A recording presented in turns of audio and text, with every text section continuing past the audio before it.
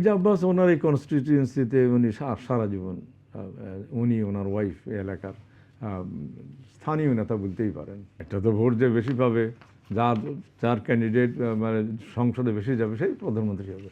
ঢাকা 11-তে নাহিদ, ঢাকা 17-তে তারেক রহমান, ঢাকা 15-তে হলো ডাক্তার শফিকুর রহমান। মানে এটা বলা হচ্ছে যে বাংলাদেশের তিনটা দলের প্রধান কিন্তু ঢাকাতে সিরিয়ালে প্রার্থিতা করতে। আমি দোয়া করি সবাই হোক। মানে এটা কিভাবে দেখছেন বিষয়টা, চ্যালেঞ্জিং হচ্ছে কিনা এখন ধর নির্বাচন ঢাকার কমিশনের জন্য? প্রতি তার নজর যে ঢাকা একটা রাজধানী, ঢাকার থেকে সবাই কাজকর্ম পরিচালনা করবে এবং ঢাকার যে একটা কনস্টিটিউয়েন্সির হাতে থাকা মানে হচ্ছে তার সাপোর্টার, তার দলগত সাপোর্টার এবং এলাকাগত সাপোর্টার খুব দরকার। হ্যাঁ, যেমন তারেক রহমান সাহেব গুলশানে থাকে, উনি মনে করছে আমি এই এলাকায় দাঁড়ালাম, এই এলাকার লোকের সাথে উঠা বসা করতে হবে আমার, besides the chairman of the party, তাকে এই এলাকায় থাকতে হবে, এই এলাকায় মসজিদে যাবে, অন্তত বাজার হয়তো যাবে না কিন্তু মসজিদেও যাবে, তাইলে এই এলাকার লোকের সাথে উঠা বসা করা দরকার, সেই জন্য দাঁড়াচ্ছে। ভালো, আলহামদুলিল্লাহ। তেমনি জামাতের লোক ডক্টর শফির ওনার কনস্টিটিউয়েন্ট সিলেট, কিন্তু উনি ভাবছিলেন আমি ঢাকা থেকে দাঁড়াবো, উনি একটা পার্টির চিফ। আমি সবই পজিটিভ দেখি। কথা হলো ভোটাররা যদি মনে করে ওনাদের কাছে ওনাদেরকে ভোট দিলে ওনারা আমাদের কাজটা করবে, অবশ্যই ভোট পাবে। আচ্ছা, ঢাকা শফিকুর রহমান তো আসলে রাজনীতিবিদ না, মানে একজন দলের প্রধান বটে, মানে মাঠ পর্যায়ে যে রাজনীতিটা করা দরকার যেটা আমরা দেখে আসছি সেটা না। তো সেক্ষেত্রে উনি একজন দলের প্রধান, এটা একটা বিষয়। আর ঢাকা 15টা গুরুত্বপূর্ণ আসন, তো তার এই প্রার্থিতা নিয়ে বা নির্বাচনে পাশ নিয়ে আপনার মন্তব্য কি আসলে? আমি মনে করি পাশ করতে ডাক্তার পারবে? মানুষ, লেখাপড়া আছে, একটা পার্টির হেড, আমি আশাবাদী জিতে আসতে পারেন। আচ্ছা, আপনাকে মানে অনেকে তো বলে যে ডক্টর শফিকুর রহমান বাংলাদেশের নতুন প্রধানমন্ত্রী হতে যাচ্ছেন। একটা তো ভোট যে বেশি পাবে, যার যার ক্যান্ডিডেট মানে সংসদে বেশি যাবে সেই প্রধানমন্ত্রী হবে, এটা তো আমরা বলতে পারি না। ওনার যদি মানে 150 বেশি সিট পায় তাহলে উনি প্রধানমন্ত্রী হবে, আর 150 সিট কম পাইলে উনি বিরোধীরা থাকবে। এখন তার অন্যরা নেই।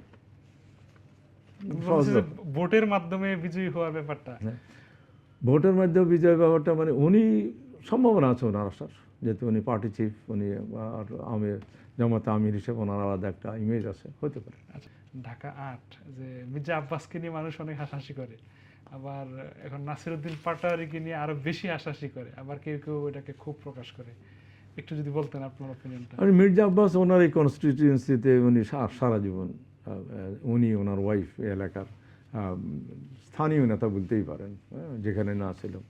ওনার ওয়াইফও ধরেন মেয়রের জন্য দাঁড়িয়েছিলেন, আর উনি এলাকায় মানুষ হয়েছেন। ওনার একটা আধিপত্য থাকতে পারে আগে হইতে, বা সবার সাথে গণসংযোগ থাকে। আবার নতুন যে নেতা যিনি নাসিরউদ্দিন পাটোয়ারি, উনি আবার এই এলাকা চুজ করছে, যদি হাদি সাহেব মারা গেছে, দুজনে লড়াই হবে।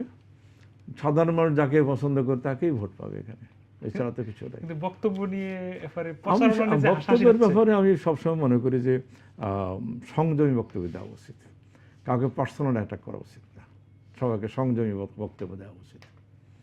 হ্যাঁ, সংযমী বক্তব্য দিবিলেই শোনেন, কোর্টে কি হয়, কোর্টে বাদীর পক্ষে একটা উকিল, 2-4 জন উকিল থাকে, বিবাদীর পক্ষে 2-4 জন উকিল থাকে। কিন্তু যখন কোর্টের সমস্ত তাদের প্রসিডিং শেষ হয়, আর্গুমেন্ট শেষ হয়, কোর্টের বাইরে সবাই হ্যান্ডশেক করে, সবাই একখানে বসেই নাস্তা খায়, একখানে পাশাপাশি রুমে বসে কথাবার্তা বলে। ভোটটাও এমন হওয়া উচিত। একজন বিএনপির নেতা, আরেকজন এনসিপির নেতা, তারা তাদের কাজগুলো বলবে, আমরা এটা করবো, আগে এটা করছি, এখন এটা করবো। ওরাও বলতে পারো আমরা বৈষম্য ছাত্র, আমরা এই দেশের জন্য এটা করছি, ভবিষ্যতে আরও করতে পারবো। That should be, that's a fighting attitude. এখন আপনি যদি বলেন যে উনি একটা পার্সোনাল জিনিস নিয়ে যদি ভাবেন, তাহলে তো হবে না। হ্যাঁ, আমার কাছে মনে হয় সবাইকে সংযমী হওয়া উচিত, এটাই আমার জিনিসটা।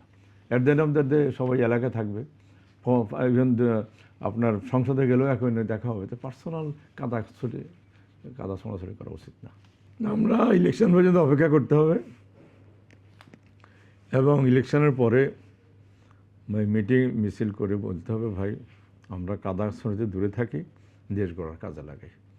কারণ কাদা ছোড়ার জন্য ভোট নেবে, ওনারা এরা গালি করবে, ওরা গালি করবে, আবার পার্টি ভাগ করে ফেলবে, যে সেই পতিত সরকারের মতো।